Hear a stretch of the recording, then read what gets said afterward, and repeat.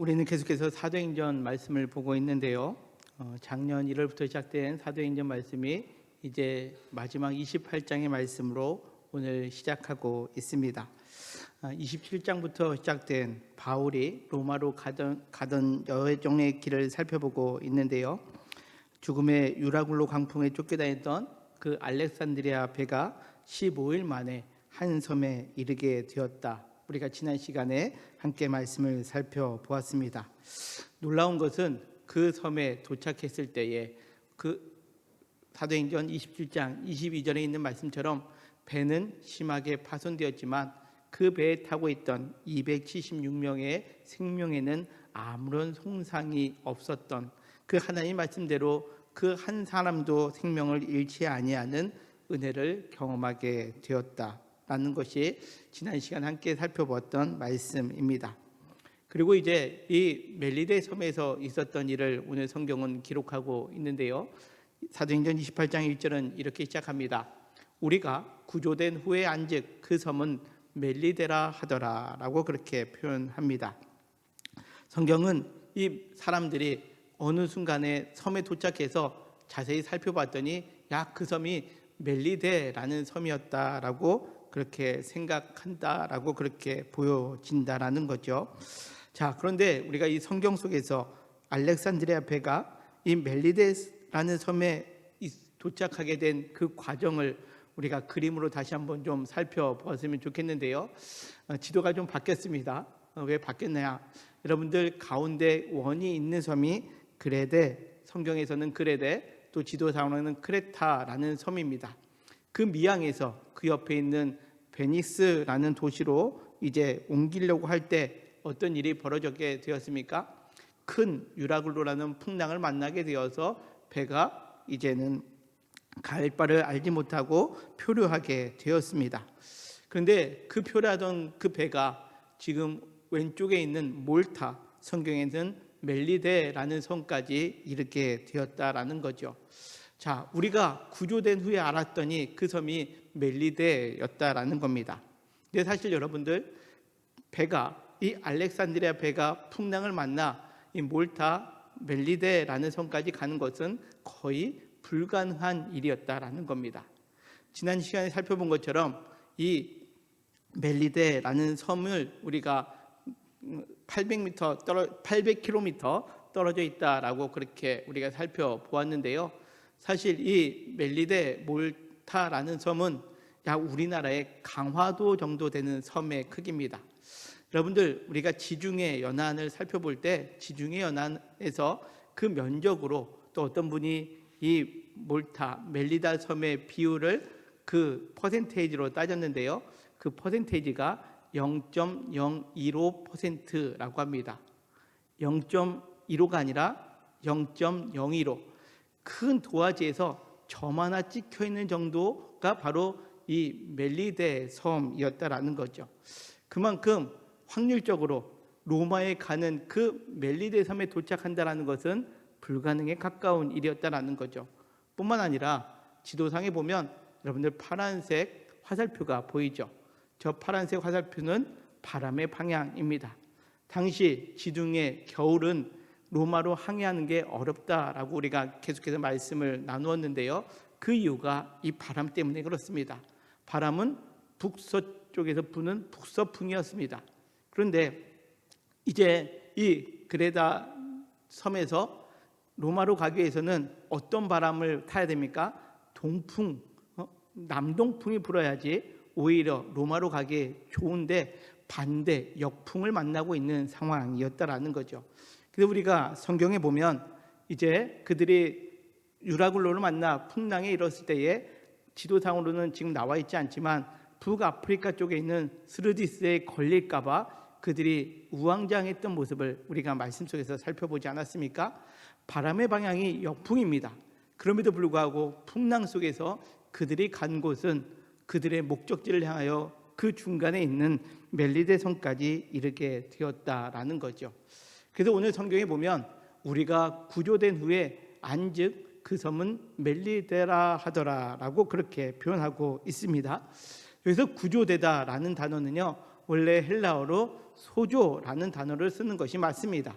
소조는 물에서 건짐을 받다, 구조되다, 또 불 가운데서 건짐을 받다라고 할 때는 헬라어로 소조라는 단어를 쓰고 있는데, 오늘 우리가 함께 묵독한 사도행전 28장 1절에 나와 있는 우리가 구조되었다라고 할 때 쓰여지는 단어는 그 앞에 디아라는 전치사가 붙여서 디아소조라는 단어를 쓰고 있습니다. 앞에 전치사 디아가 붙게 되면 무엇에 의하여 그가 구출을 받았다, 구조를 받았다라는 의미입니다. 따라서 그들이 어떤 것을 통해서, 어떤 무언가에 의해서 그들이 안전해지고 구원을 받게 된 후에 보니 그 섬이 멜리데였다라는 거죠. 이를 다시금 해석하면 이렇습니다. 우리가 멜리데 섬에 이른 것은 우연도 아니고 운이 좋아서도 아니고 선원들이 노력을 해서도 아니고 하나님의 도우심에 의하여 그들이 구조되었다라는 고백, 이것이 바로 사도행전 28장 1절의 고백이다라는 거죠. 풍랑에 만날 때는 그들이 두려웠습니다. 구원의 여망마저도 사라졌습니다. 그런데 이제 멜리데 섬에 딱 도착한 순간 보니, 야, 하나님에 의해서 우리가 구조되었구나, 구원받았구나 라는 고백이 있었다라는 거죠. 사실 오늘 이 말씀은 우리의 인생 가운데서도 적용할 수 있는 말씀입니다. 우리의 인생은 어떻습니까? 우리도 때때로 풍랑을 만날 때가 있습니다. 어디로 흘러가야 되는지 알지 못할 때가 있습니다. 그런데 그 와중에 어느 순간에 우리의 삶의 모습을 되돌아보면 그곳에 하나님께서 하나님에 의해서 우리가 구원받고 있음을 알게 되는 때가 있다라는 거죠. 사랑하는 성도 여러분, 오늘 사도행전 28장 1절에 우리, 즉 사도 바울과 함께 동행하고 있는 그들의 고백이 우리가 구조된 후에 알았을 때 그 섬이 멜리데라는 그 고백처럼 우리의 인생 속에서도 풍랑을 만날 때, 어려움을 만날 때 그 순간 우리가 야, 운이 좋았어, 아니야, 그것이 아니라 우리의 삶 속에 하나님에 의해서 구조받고 구원받고 있음을 날마다 믿음으로 고백할 수 있는 저와 우리 모두가 되시기를 주님의 이름으로 간절히 소망합니다. 자, 이제 이어지는 2절부터는 이제 그들이 도착한 멜리데라는 섬에서 있었던 일들을 기록하고 있는데요. 먼저 2절은 이렇게 말씀합니다. 비가 오고 날이 참에 원주민들이 우리에게 특별한 동정을 하여 불을 피워 우리를 다 영접하더라 라고 그렇게 표현하고 있습니다. 자, 오늘 2절에 보면 그들이 멜리데 섬에 도착했을 때의 날씨를 아주 구체적으로 표현하고 있습니다. 비가 오고 날이 차다, 추웠다라는 것을 명확하게 표현하고 있습니다. 그러면서 이 비가 오고 날이 차다 보니 원주민들이 우리에게, 여기서 말하는 우리는 배에 탔던 모든 사람을 일컫는 것이 아니라 바울과 함께했던 그 누가를 비롯한 사람들을 의미합니다. 우리에게 특별한 동정을 하였다라는 거죠.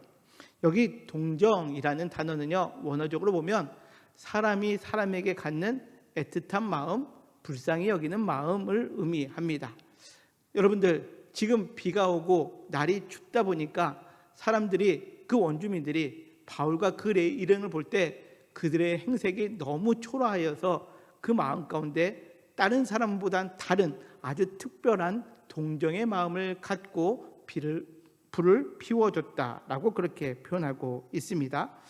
바로 바울이, 우리 그 상태를 보면 바울은 어떠했을까요?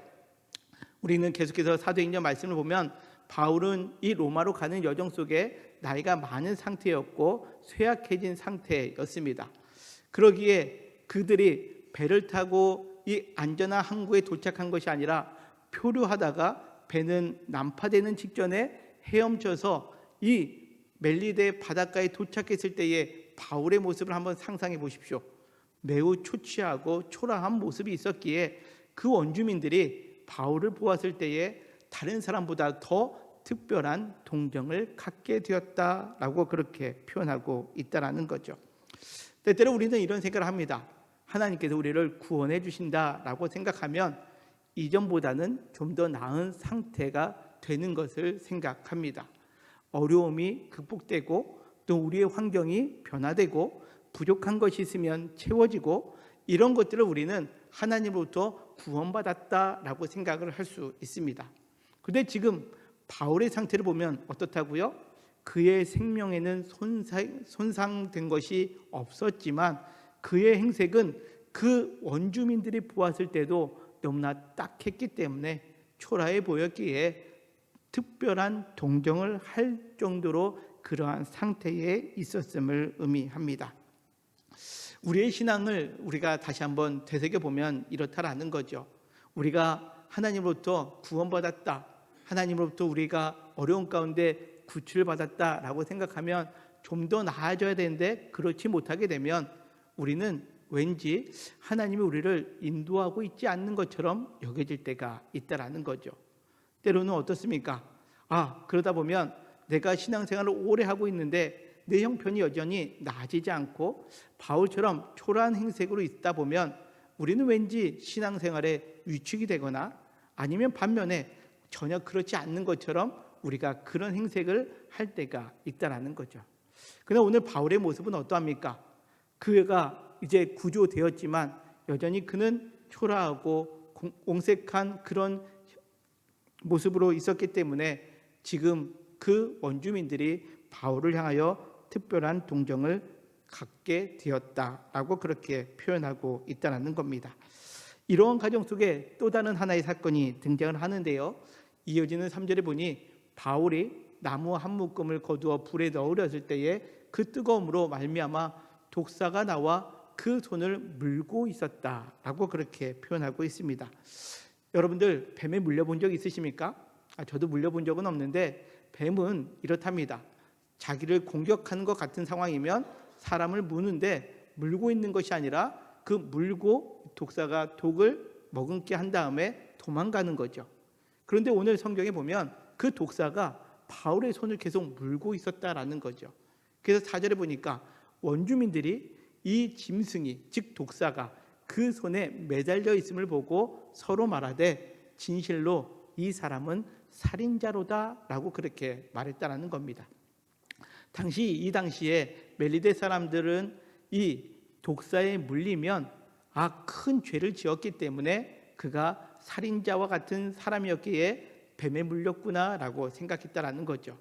그러기에 이어진 4절 하반절에도 보면 바다에서는 구조를 받지 못하였으나 공의가 그를 살지 못하게 하였다라고 그렇게 생각했다라는 겁니다. 여러분들 하나님에 의해서 구조받았다라고 고백을 했습니다. 그런데 지금 그의 환경은 그의 지금 행태는 너무나도 초라하고 옹색할 뿐만 아니라 다른 사람들이 구조된 것을 믿지 못할 정도로 뱀에 물리는 상황, 그래야 사람들이 신이 그에게 벌을 내렸다 뿐만 아니라 그를 살지 못하게 했다라고 여겨지는 상황이 지금 바울이 겪고 있는 상황이었다라는 거죠. 결국 이 상황 속에 있을 때에 사람들은 바울에 대하여 수군거리고 어떤 경우는 비난하는 모습처럼 보여지는 상황이 이어지고 있었다라는 겁니다. 그런데 이어지는 5절에 보면 어떠합니까? 바울이 그 짐승을 불에 떨어버림에 조금도 상함이 없었다라는 거죠. 신기하게도 독사에 물렸습니다. 독사에 물렸음에도 불구하고 바울이 상함이 없이 오히려 그 물고 있는 바울의 팔을 물고 있는 그 짐승을 불에 던져버렸다라고 그렇게 표현을 하고 있죠. 그러자 6절에 보면 이렇습니다. 그들 즉 원주민들이 그가 바울이 붙든지 혹은 갑자기 쓰러져 죽을 줄로 기다렸다라는 거죠. 어떻게드나 지켜보고 있었다라는 겁니다. 그런데 신기하게도 그 오래 기다려도 그에게 아무 이상이 없음을 보고 어떻게 했다고요? 돌이켜 생각하여 말하되 그를 신이라 하더라 라고 그렇게 표현하고 있습니다. 처음에는 그를 너무 불쌍히 여겼습니다. 그 특별한 동정을 했습니다. 그가 뱀에 물렸을 때는 이 사람은 살인자야, 흉악범이야, 그러기에 공의가 그를 살지 못하게 한 거야 라고 여겼던 사람들의 그 생각이 어떻게 됐다고요? 돌이키게 되었다라는 거죠.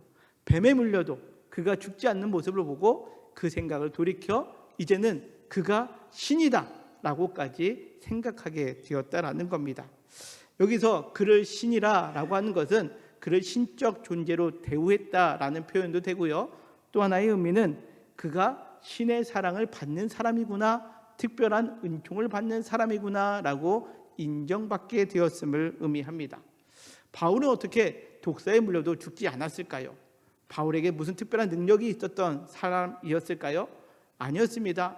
우리가 계속해서 말씀드린 것처럼 바울은 옹색할 수밖에 없고 노쇠하여서 초라해서 다른 사람의 동정을 끌어낼 수밖에 없는 그런 위치에 있던 사람이었습니다. 더욱이 뱀에 물렸습니다. 곧 죽을 위기에 있었습니다. 그런데도 죽지 않았던 가장 큰 이유는 무엇이냐? 그가 말씀을 믿고 말씀을 성취하는 사람이었기 때문에 그렇습니다. 마가복음 16장 18절에 이렇게 말씀합니다. 우리 같이 한번 읽을까요? 시작. 뱀을 집어 올리며 무슨 독을 마실지라도 해를 받지 아니하며 병든 사람에게 손을 얹은즉 나으리라 하시더라. 아멘. 이 말씀은 예수님께서 제자들에게 하신 말씀입니다. 믿는 자에게 표적이 있는데 그 표적은 무엇이냐? 그 하나님의 말씀을 믿는 자는 뱀을 집어 올리며 무슨 독을 마실지라도 해를 받지 아니한다라는 거죠.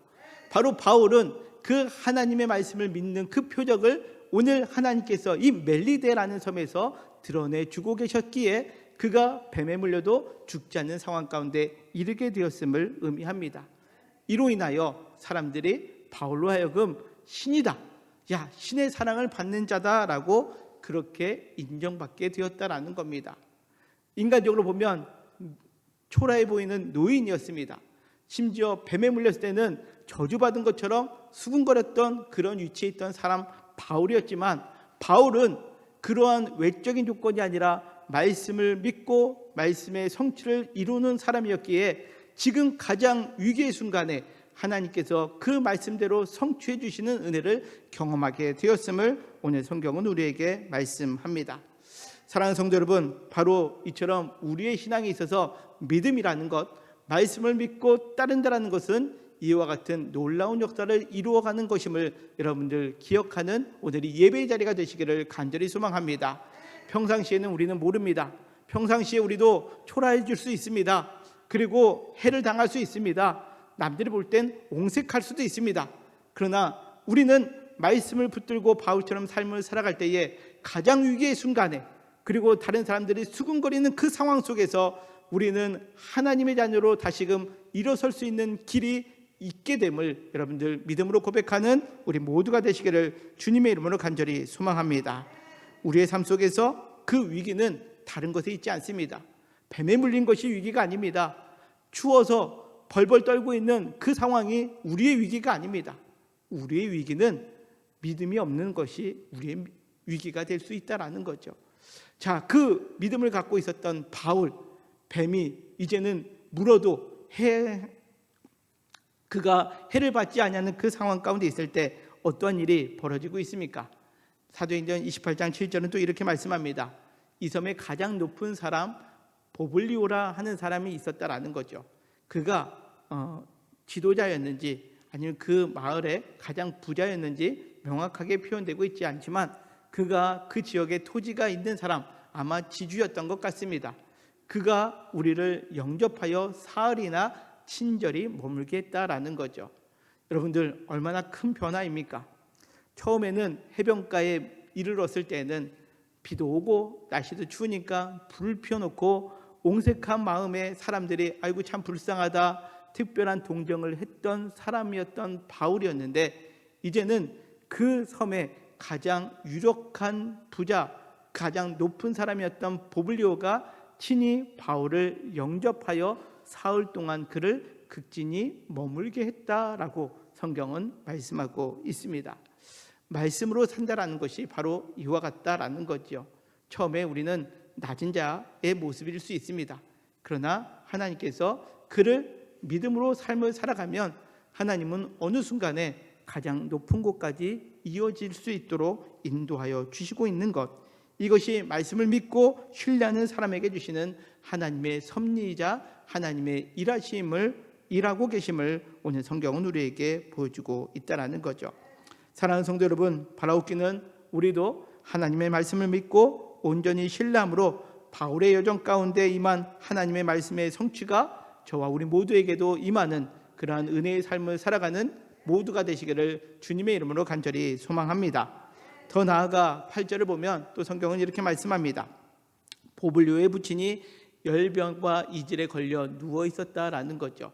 자, 사도행전은 누가 기록했습니까? 누가가 기록했죠.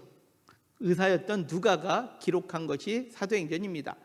의사인 누가의 눈에도 그 보블리오의 부친이 열병과 이질에 걸려 누워 있는 것을 보았다라는 거죠. 당시 열병과 이질은 전염병입니다. 그리고 오늘날처럼 쉽게 고칠 수 있는 병이 아니었습니다. 열병과 이질에 걸려 있었기에 다들 그 자리에 가는 것을 꺼려했다라는 거죠. 그런데 오늘 바울은 어떠합니까? 그 보블리오의 부친이 열병과 이질에 걸려 누워 있을 때에 바울이 직접 그 안으로 들어갔다라는 거죠. 그리고 그에게 기도하고 그에게 안수하여 낫게 하였다라고 성경은 말씀합니다. 뿐만 아니라 9절은 어떻게 성경 기록하고 있습니까? 그 낫게 하는 그 사건을 통해서 섬 가운데 다른 병든 사람들이 와서 고침을 받았다라는 거죠. 여러분들, 조금 전에 우리가 읽었던 마가복음 16장 18절에 있는 말씀이 그대로 성취되고 있는 것 보고 있지 않습니까? 그가 뱀에 물려도 독을 마셔도 해를 받지 않는 것뿐만 아니라 그가 손을 얹고 기도한 즉 낫는 역사를 지금 이 바울을 통해서 이 멜리데 섬에서 하나님은 이루어가고 있음을 오늘 성경은 우리에게 말씀하고 있습니다. 특별히 오늘 9절에 다른 병든 사람들이 와서 고침을 받았다라고 그렇게 기록하고 있는데요. 여기 고침을 받다라고 할 때 이 고침은 헬라어로 테라피오라는 단어를 씁니다. 이 단어는 그냥 우리 육체의 질병만 고쳐지는 것이 아니라 우리의 육체의 질병뿐만 아니라 우리의 영혼까지도 고쳐주시는 그러한 고침을 이야기할 때 테라피오라는 단어를 쓰고 있다는 거죠. 다시금 이야기하자면 그는 단지 육체적으로 병든 이들만 안수하여 고쳐주시는 것이 아니라 그들의 영혼에 그리스도를 증거하고 그들의 영혼을 치유하며 지금 그 섬에 복음을 증거하고 있는 모습을 오늘 성경은 우리에게 보여주고 있다는 거죠. 오늘 사도행전 28장은 사도 바울 한 사람을 통해서 알렉산드리아 배에 타고 있었던 276명이 구원받는 사건 이후에 멜리데 섬에 도착했고 그 멜리데 섬에 있던 사람들에게도 구원을 전하는 놀라운 사건을 오늘 성경은 우리에게 말씀하고 있습니다. 여러분들, 오늘 이 말씀을 보면서 저는 예전에 이러한 의문점을 갖게 되었습니다. 무엇이냐? 왜 하나님께서는 바울로 하여금 이처럼 어렵게 로마로 가게 하시는가라는 거죠. 여러분들, 바울은 자기가 원해서 로마로 가고 있는 것일까요? 아닙니다. 하나님께서 너가 예루살렘에서 나를 증거했듯이 로마에 가서도 증언하리라 하는 그 말씀 때문에 로마로 가는 거죠. 하나님의 명령에 따라 로마로 가고 있다면 여러분들 순탄하게 가야 되는 것 아니겠습니까? 하나님 말씀에 순종하는데, 그리고 그 하나님의 말씀을 전하기 위하여 간다라고 하면 우리가 생각할 때에는 풍랑을 만나면 안 되죠. 그렇지 않습니까? 뱀에 물려도 안 되고 초라한 행색을 가져서도 안 되는 것 아니겠습니까?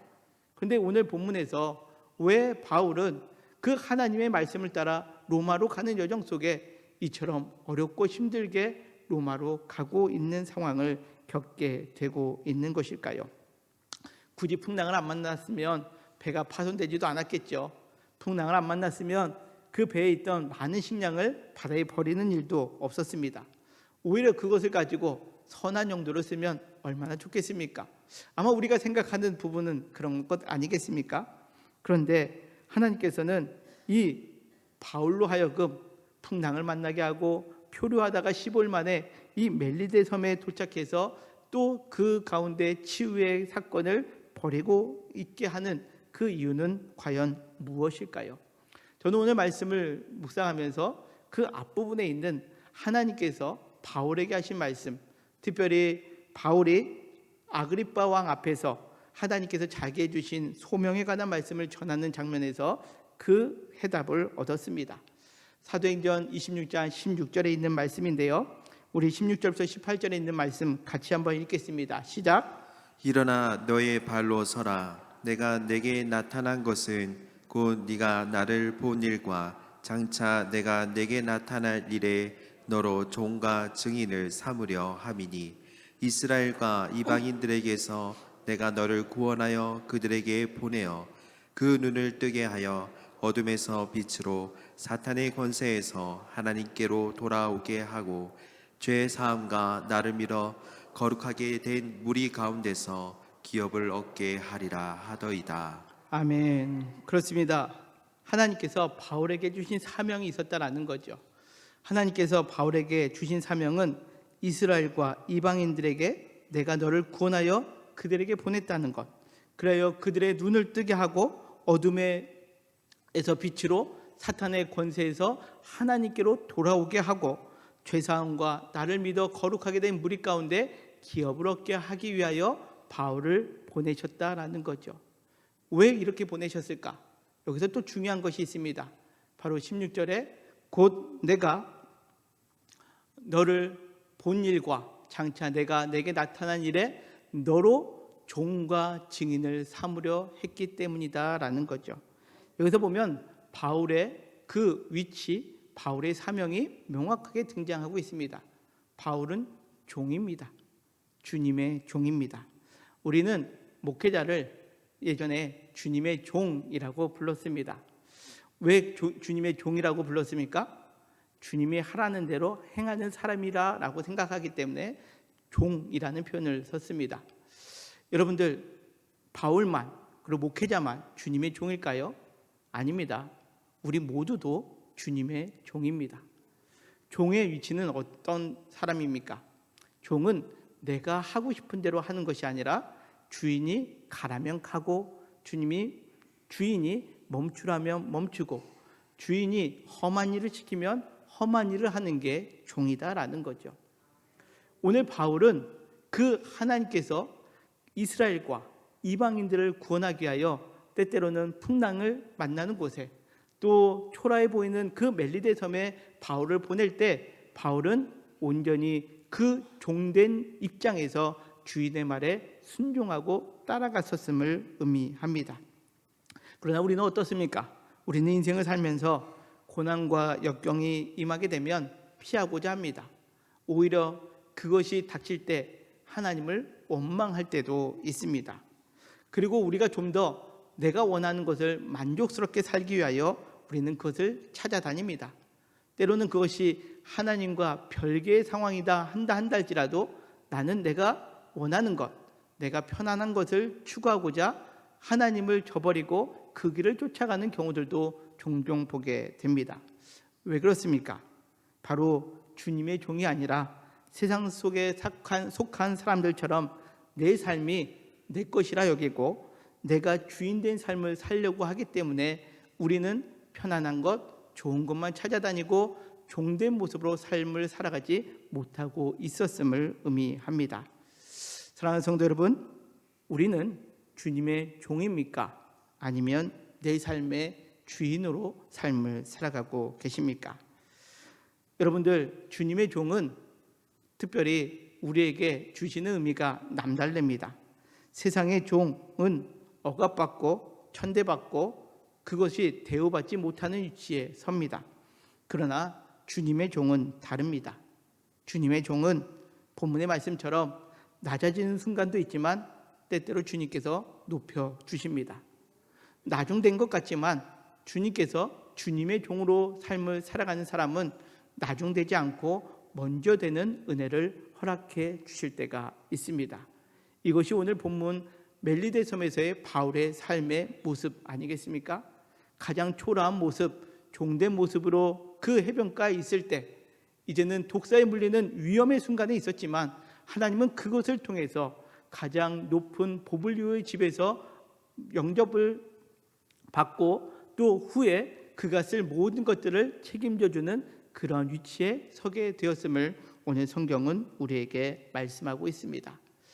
오늘 바울은 이 종된 모습과 더불어 그의 삶은 증인이었다라고 그렇게 성경은 말씀합니다. 인생의 많은 굴곡 속에서 하나님이 말씀하신 대로 따라갈 때에 그곳에서 하나님의 일하심, 하나님의 구원하심을 경험했던 사람이 바울입니다. 여러분들, 우리가 지난 시간에 살펴보지 않았습니까? 그 풍랑 속에서 하나님의 말씀을 받은 바울은 모든 사람들이 구원의 여망마저 없을 때 바울은 그 풍랑 속에서도 하나님의 말씀을 믿었기에 구원을 선포하는 증인이었습니다. 오늘도 마찬가지입니다. 그가 행색으로는 가장 초라해 보여서 특별한 동정을 받을 수밖에 없는 사람이었지만 더욱이 뱀에 물려 사람들로 하여금 수군거리며 벌받았다라고 이야기하는 순간도 겪게 되었지만 그가 그 상황 속에서도 하나님의 말씀을 성취하는 사람이 되었을 때에 그곳에 있는 사람들에게 데라피오, 그들의 육체와 그들의 영혼을 치유하는 참된 증인이 되었음을 오늘 성경은 우리에게 말씀하고 있습니다. 사랑하는 성도 여러분, 오늘 바울의 인생의 그 어려움 가운데 0.015% 되는 그 멜리데 섬에 도착하게 되는 것도 바울에게는 증인된 삶 아니겠습니까? 우리도 마찬가지입니다. 세상에서 볼 때는 불가능해 보이는 것도 있습니다. 우리가 세상 사람들보다 초라해지는 상황 가운데 있을 때 있습니다. 때로는 위기의 순간, 도저히 이해할 수 없는 순간을 만날 때 주님은 우리를 무엇으로 부르셨습니까? 그 상황 가운데 역사하시는 하나님을 증언하기 위하여 우리들 증인으로 부르심을 여러분들 믿으시기를 바랍니다. 그때 오늘 사도행전 28장 1절에 있는 말씀을 다시 한번 우리가 되새겨 보았으면 좋겠습니다. 같이 한번 읽겠습니다. 시작. 우리가 구조된 후에 안즉 그 섬은 멜리데라 하더라. 아멘. 여기 구조된 후에 알았다라는 거죠. 무엇을 알았느냐?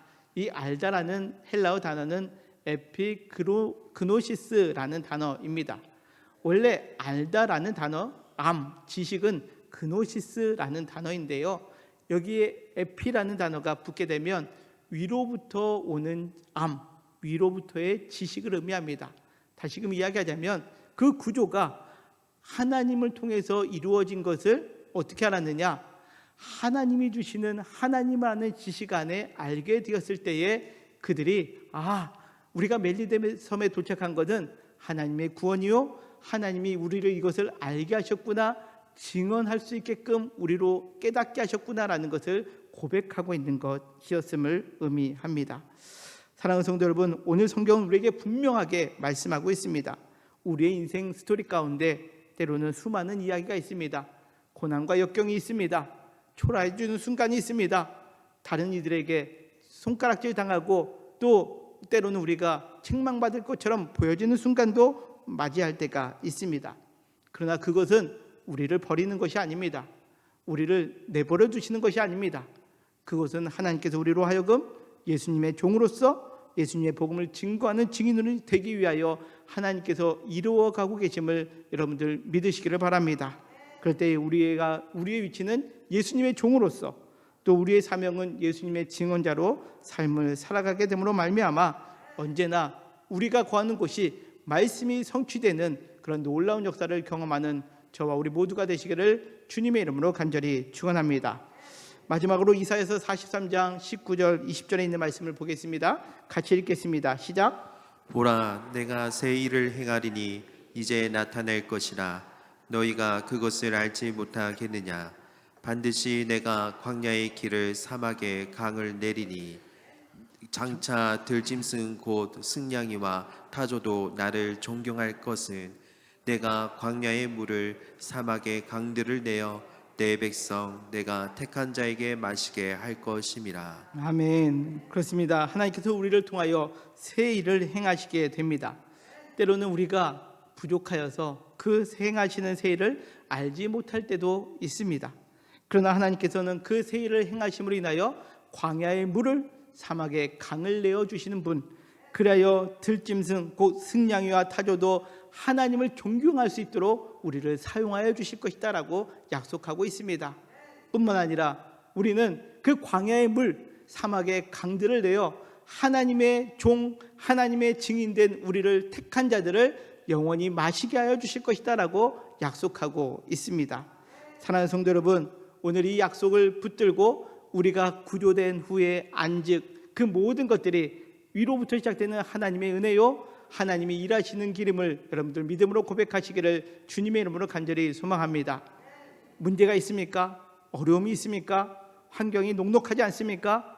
그 상황 속에 하나님의 종으로, 하나님의 증인으로 우리를 택하셨음을 다시 한번 믿음으로 고백하며 그 가운데 역사하시는 하나님을 날마다 증언하는 사랑하는 우리 모든 성도님들 되시기를 주님의 이름으로 간절히 축원합니다.